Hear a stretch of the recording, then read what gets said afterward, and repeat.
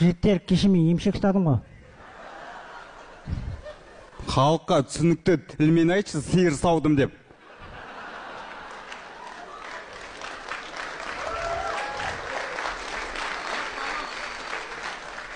Енді ол да емшек қой. Сиырдікі ғой? Ой ғой, сендер көре алмайсыңдар. Наурыз, саған ұсынысым бар. Ана жігіттің аяғын сүйсең, 10 мың теңге берем. Қалай болады екен енді? Ладно, 50 мың. Тұрар түсек, мен 10 мың ойланып отырмын ғой.